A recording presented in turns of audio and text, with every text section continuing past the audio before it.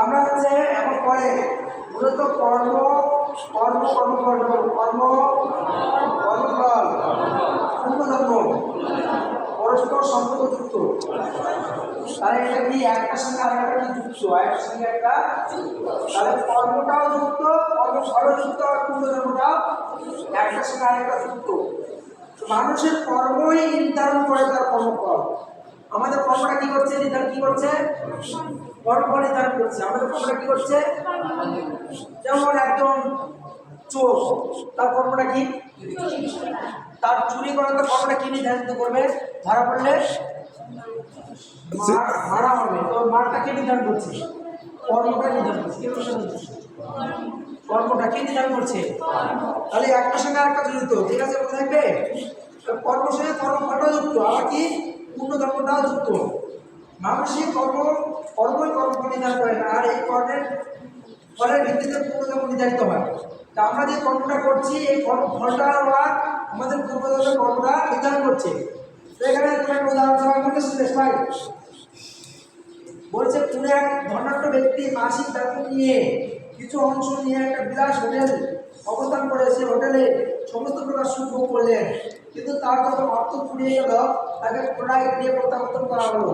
ঠিক একইভাবে একজন চোর তার চোরদুর্নীতি করার জন্য কিছুকাল কারাগারে শাস্তি ভোগ করে এবং শাস্তি নেওয়া শেষ হলে আবার তাকে গৃহে প্রত্যাবর্তন করা হয়। সেটাকে হয়তো তোমরা হয়তো কোনো শহরে গিয়েছো, শহরে গিয়ে তোমরা একটা কি বাসা ভাড়া নিয়েছো, বুঝেছ? বাসা ভাড়া নিয়ে বাসাটাতে খুব মনে করো যে ওখানে খুব বিলাসবহুল, এসি আছে, অনেক কিছু আছে, তোমরা সেখানে সুখ বলো, ঠিক হলো?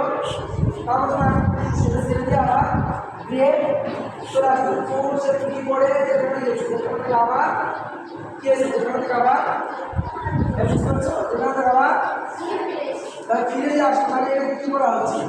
হ্যাঁ, সুতরাং আমরা দেখতে পাচ্ছি সর্বশক্তিমান বড় ভোগ করার পর আমাদের জগতের পরে সুতরাং আমরা দেখতে পাচ্ছি যে জগৎ আমরা পুনরায় জন্মগ্রহণ করতে হচ্ছে।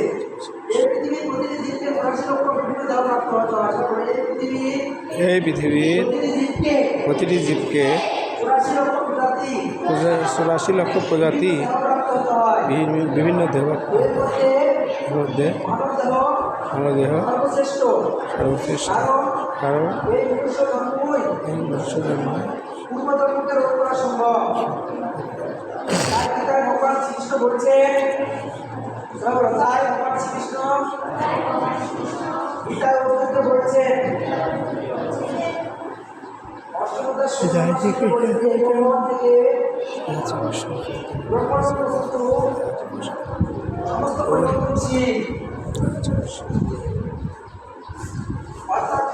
হয়, কিন্তু এ পর্যন্ত আমাকে প্রাপ্ত হলে আর কোনো হয় না। একমাত্র মানুষই ভগবানের সেবা করে তাকে প্রাপ্ত করতে পারে। আর যদি সেটা না করে নিজের জনসুখে ব্যস্ত থাকে তাহলে তার মানুষের জীবন বিফলে যায়। পরবর্তী মনুষ্যবিদ যারা লাভ করে, পরবর্তীতে মনুষ্যবিদ যারা লাভ করে, যে দুর্লভ মনুষ্যজন্ম লাভ করেছি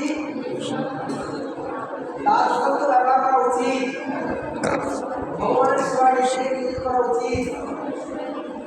নচেত আমাদের এই কুমার সংসার বারবার জন্মগ্রহণ করতে হয়। তাহলে বোঝা গেল? বুঝতে পেরেছি? এটা পূর্ণধর্মের কর্মফল বুঝতে পেরেছ? তাহলে এখানে কিছু প্রশ্ন আছে।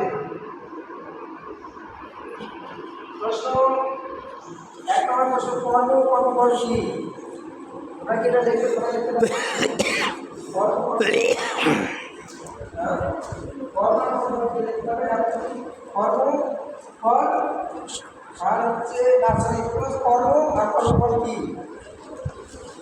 স্বর্গে যাওয়ার জন্য জীবনের লক্ষ্য হওয়া উচিত কেন? যুক্তি দেখাও। এই প্রথম কোনটি সর্বশ্রেষ্ঠ জীব? মানুষ কিভাবে ভগবানকে বাস করতে পারে? আচ্ছা, সব দিক সবটা লাগবে। হ্যাঁ, একটা সব ঠিক আছে, এখানে একটা সব সুন্দরভাবে দেওয়া আছে, ঠিক আছে, সবটা আঁকাও। দেখো এই যে মানুষ, শুধু দেখো মানুষ, দেখো দেখো মানুষ, দেখো দেখো দেখো দেখো মানুষ, তারপরে টান দিয়ে তারপরে এই দেখো, এটা দেখো কাজ করবো।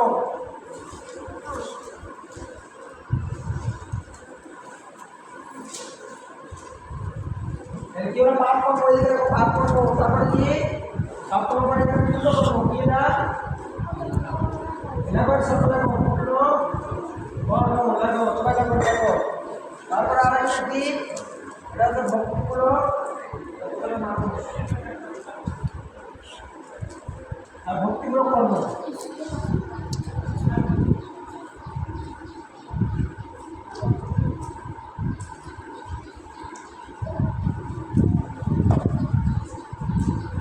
দেখো দেখতে পাচ্ছ, দেখো দেখো ওটা দেখে দেখে গেল।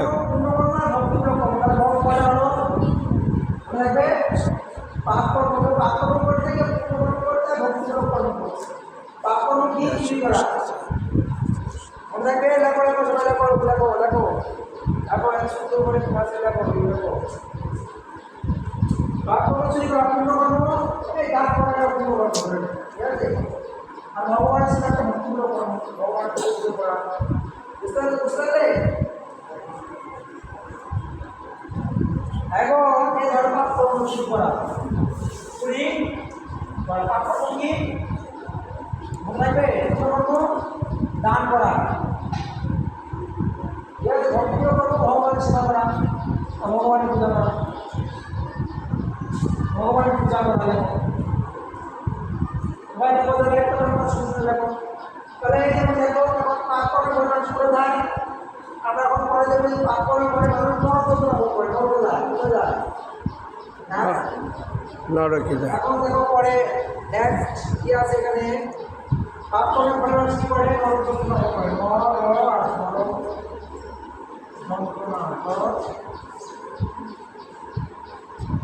যন্ত্রণা পাপ করার পরে চুরি করে, পাপ করে আর চুরি করার পরে মানুষ যন্ত্রণা ভোগ করে।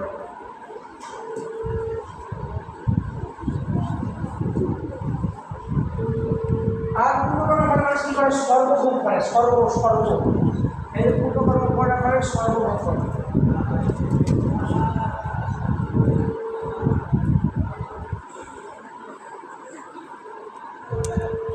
সবাই করে সর্বভোগ করে, সর্বভোগ করে।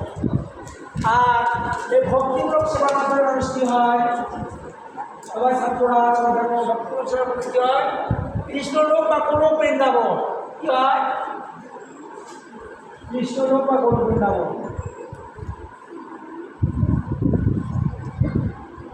কোনো বৃন্দাবন। 8 মিনিট এসে বন্ধ করবো। কাটতে আরেকটা